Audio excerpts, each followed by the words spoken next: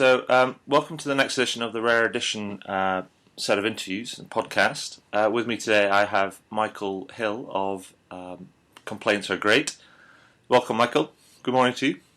Morning to you, Adrian. So, Michael, tell us a bit about yourself and the work that you do. Well, we've been running as a business now for nearly 11 years. I first began working in customer service, getting on for 20 years ago now. And actually, one of my first jobs was within a brand new complaints unit for a central London local authority. And that really gave me the opportunity to see, obviously there within a not-for-profit environment, how complaints could be used to give a business real insight as to what's happening on the ground on a day-to-day basis. But also when I joined that organisation, we were one of the worst performing organisations. We were number 3 in the Ombudsman League table. It's not the way you want to be on that particular league table.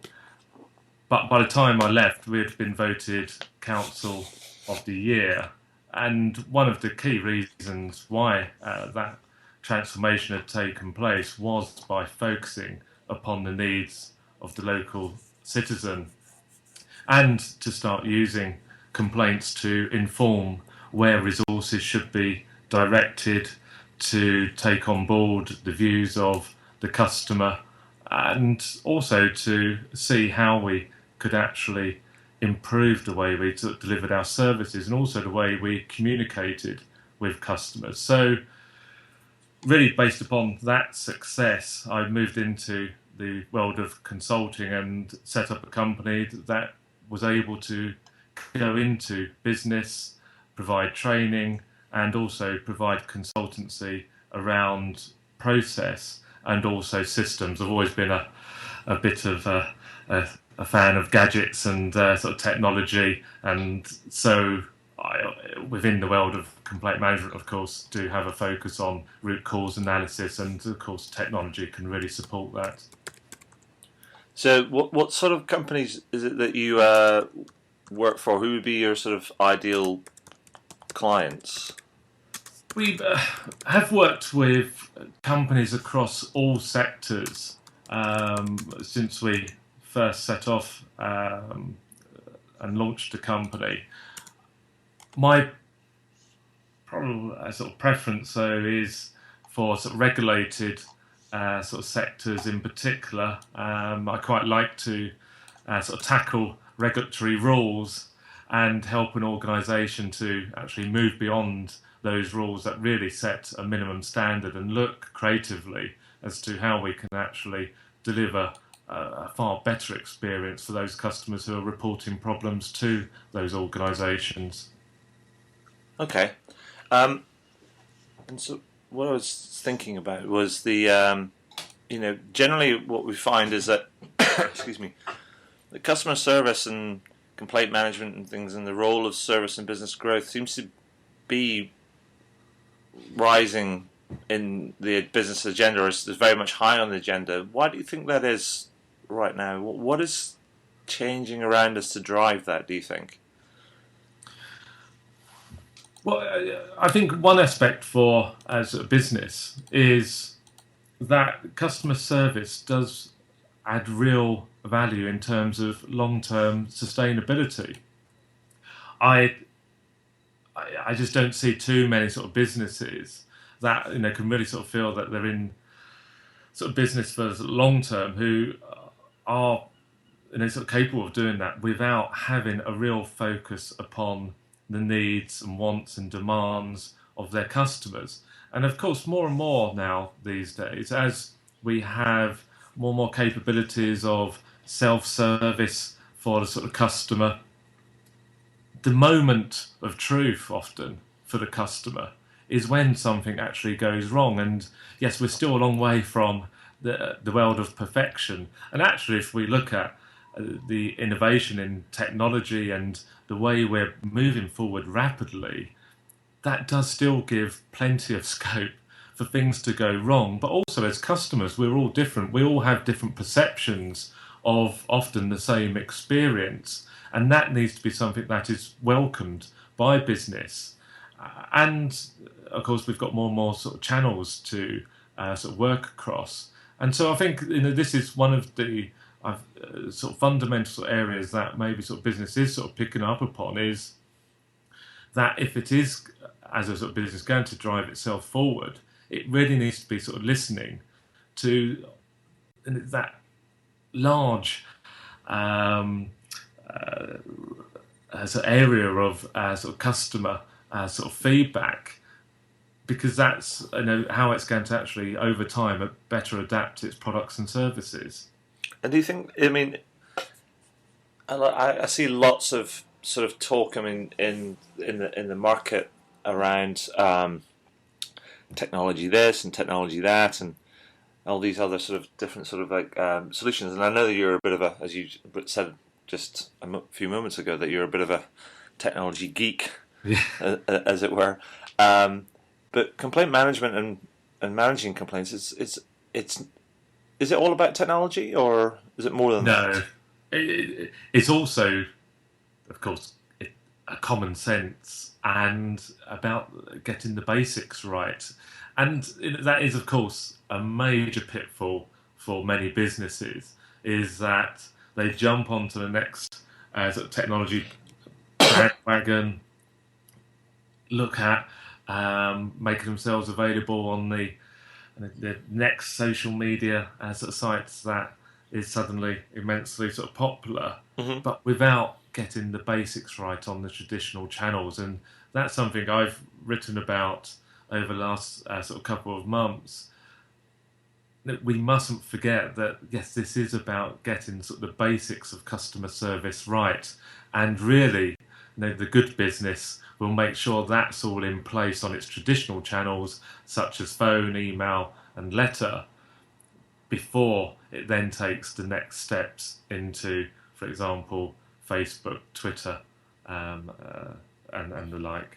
What do you mean by that? Does that mean that it's almost like not forgetting the sort of the human touch, as it were? Absolutely. Problem resolution, complaint handling is, of course, one of the areas of sort of customer service that is so difficult to automate.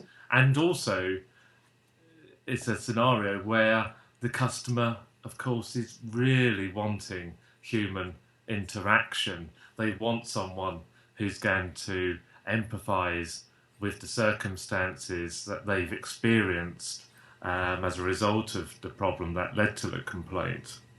They need someone to take ownership of the problem, and often as well to come up with a creative solution, someone who's going to work with the customer to come around and bring about a solution that is satisfactory, of course, to both parties. And I just see that that's always going to be a real challenge for technology to replace, and is always, I feel, going to be a vital element of the customer service proposition of any company. And it's all about it's almost like matching a really great set of people and team with the right sort of technology to enable those interactions, whether it's over the phone, over the web, or even face to face, I guess. Yes, and that complaint handler, of course, has to be fully engaged by the business and empowered to take appropriate actions.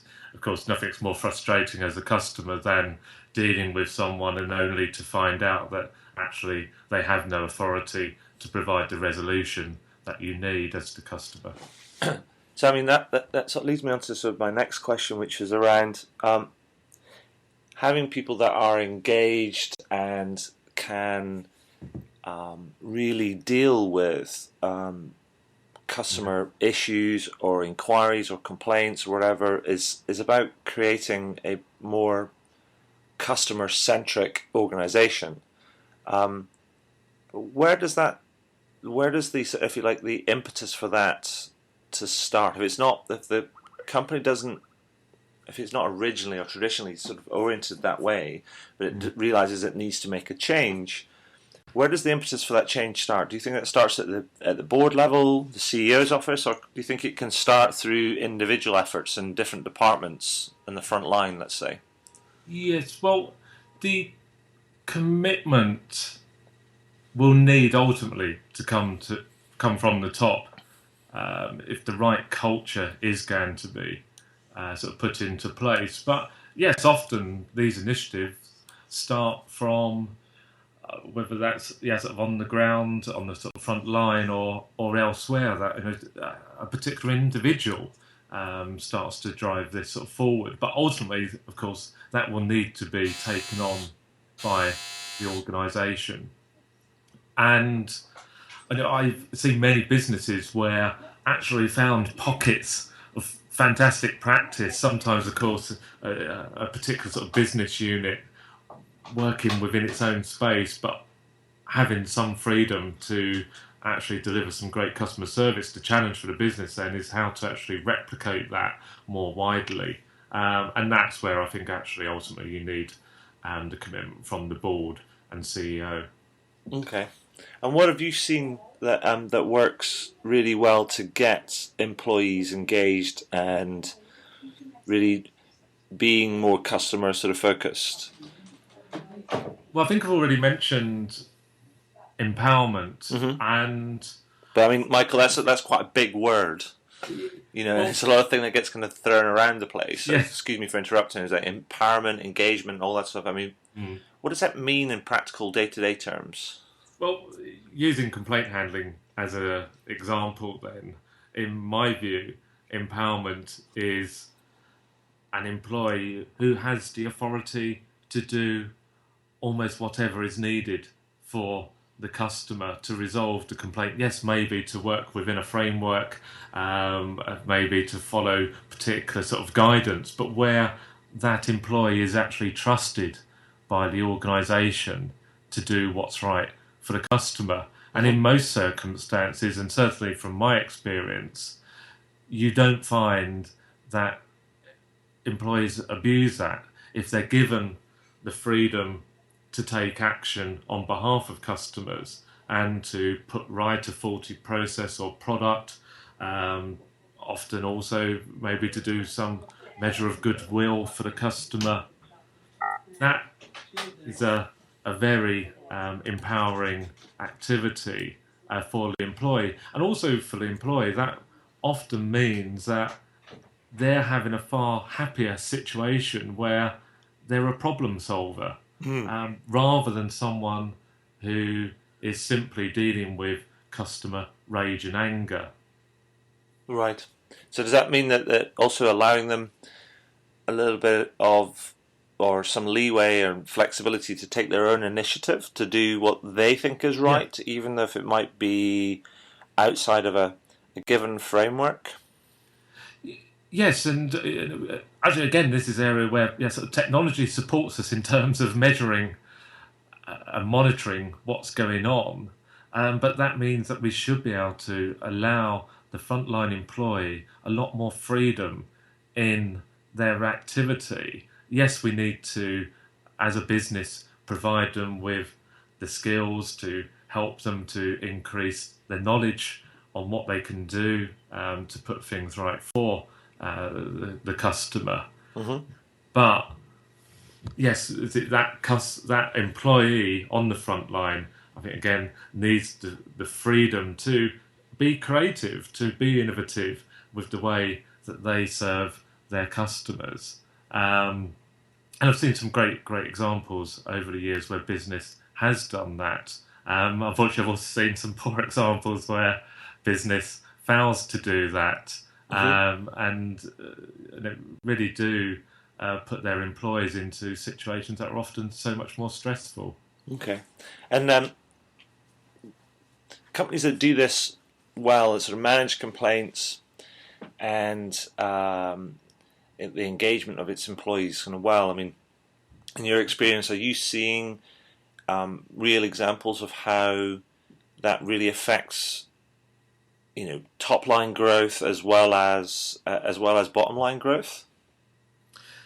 Yes, and I think there's some sort of very good examples of sort of businesses that are sort of driving their sort of business forward by focusing more on the needs of their sort of customers and their employees, and giving those employees sort of more sort of freedom, but where that also has a positive impact upon sort of the bottom line. We only have to look over at sort of the US at the Zappos sort of model to see they're a sort of company that is so heavily sort of focused upon sort of the customer and the employee, and where also I think sort of interestingly they have such a focus on making sure that employees talk with their customers. Hmm. Although a lot of their proposition, of course, is about around technology and online service delivery, when you dig deeper, though, you actually find that what they really drive forward is that when, particularly, that something is perceived to have gone wrong, that the employee is picking up the phone and talking to the customer. Right. I mean that's brilliant. Thank you for that. I'm just conscious of time, and what I wanted to do is almost to move on to more general stuff because it's quite Yeah. timely, and that we've just had figures from the UK that's just been released that said that the economy grew 0.2% in the last in quarter two of 2011, and it would have grown faster if it hadn't been for the royal wedding and a bunch of other bank holidays and things. And I'm not so sure about that. And it seems like it's a lot of possibilities about sort of potentially managing sort of figures. So technically, we might be out of a recession, but we're not really out of the woods yet. So what I would ask is, what do you think businesses large and small should be doing to help themselves grow and get sort of better? Well, yes, we are in times where the consumer is very price conscious, but also if they are looking at making expenditures of higher sort of value, you only have to go and stand in a retail outlet, listen to the conversations. And I've sort of done this myself sort of recently, and there's a considerable number of occasions where you hear the customer asking, I think maybe about wanting to buy a washing machine or sort of TV, PC, and one of the most common questions you hear is, okay, well that's how much it costs. What do I do if something goes wrong? Mm. My wife, who works with sort of business and helping sort of business to take on apprentices, she says to me that's the key thing that she gets asked. People are happy in business to take on these apprentices, but first thing they want to know is, what do we do if something's gone wrong? And I think that's something we need to be aware of as a sort of business is, yes, if customers do want to hand money over as it to us, they increasingly, yes, do have expectations and around the customer service that will be associated with that, and particularly if something has gone wrong or is going to go wrong, they want to know how that's going to be addressed, and they want the confidence that that is going to be addressed.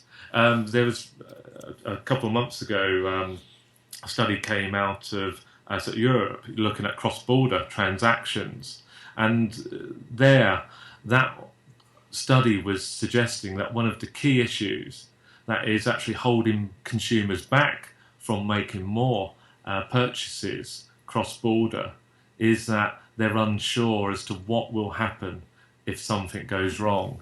And there's a real trust element here as well that business sort of needs to sort of consider. I think also, interestingly, this week we had the TV series on, I think it was Channel 4, The Undercover Boss, Mm-hmm. with an automobile manufacturer. And the chief executive was actually incredibly customer service focused, and she thought she was running a business that was incredibly customer service focused.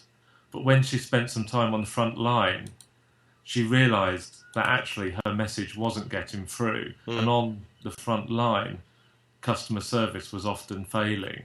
And I see this again quite often in business where sometimes senior management feel that they're incredibly customer focused and delivering a wonderful customer service proposition, and that is actually being delivered and practiced across the business.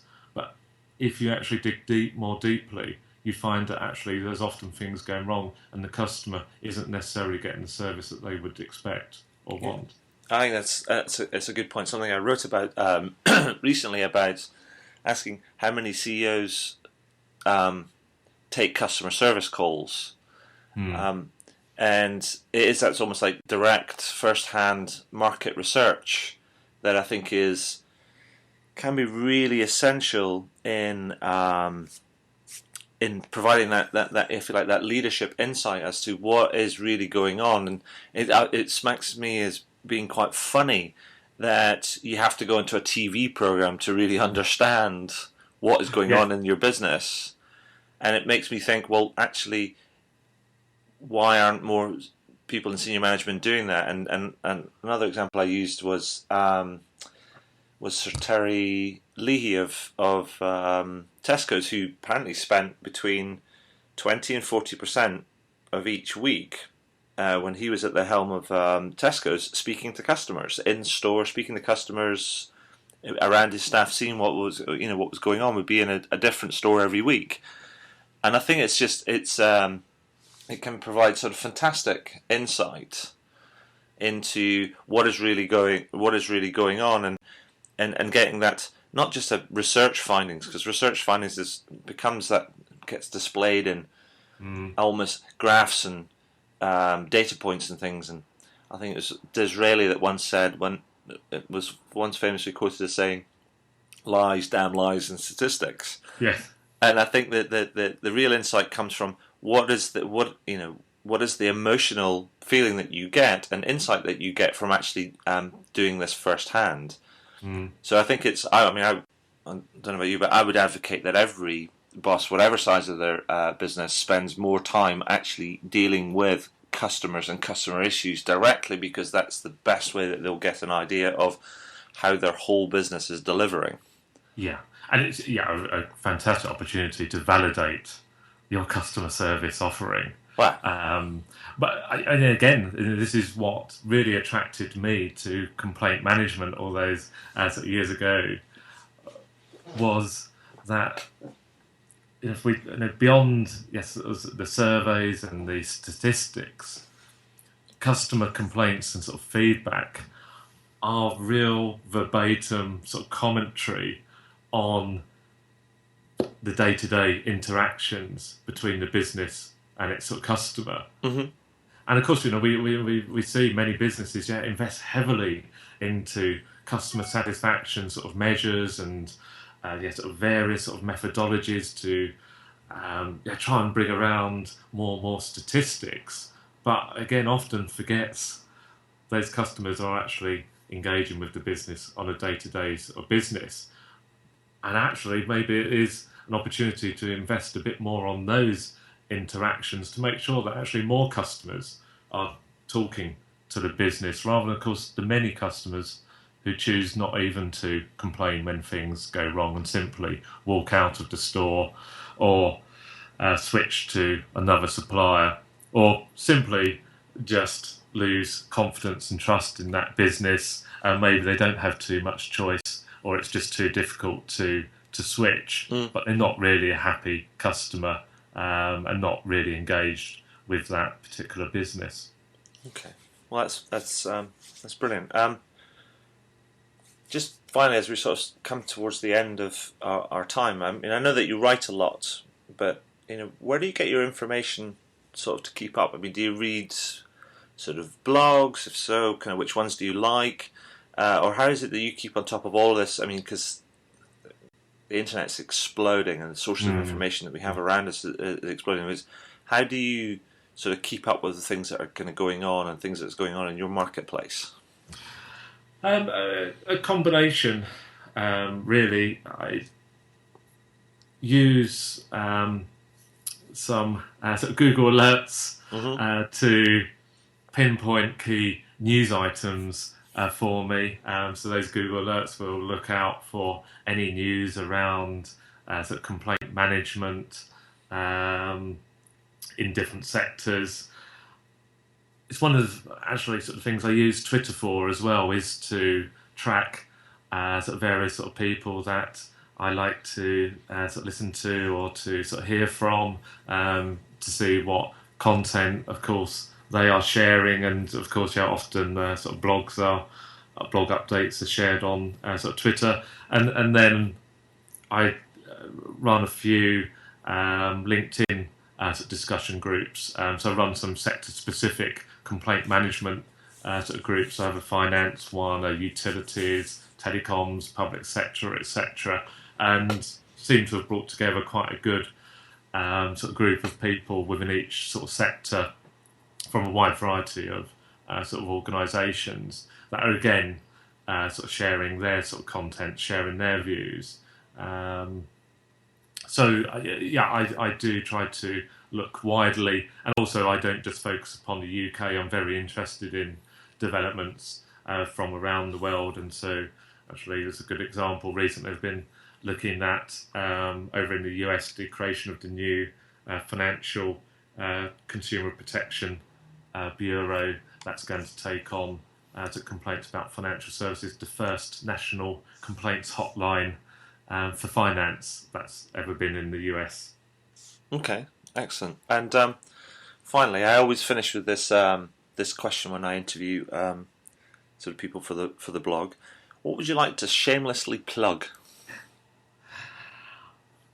I would absolutely shamelessly plug our expertise in working with any sort of business on looking at the way it handles complaints, and also how we can support them in identifying the technology that gives complaint handlers the tools to better respond to complaints, and also, of course, gives the business the tools to analyse and measure what's going on, while still giving those frontline employees the freedom to handle complaints effectively, but is also bringing around real insights as to what are the key trends, what are the opportunities to improve and to learn from customer feedback. Perfect. Well, Michael, thank you very much for your time today. That was really interesting. Thank you, Adrian. And thank you very, very, very much to everybody who's listening to this podcast. If you want to get in touch with Michael, then I shall link him up in the post below.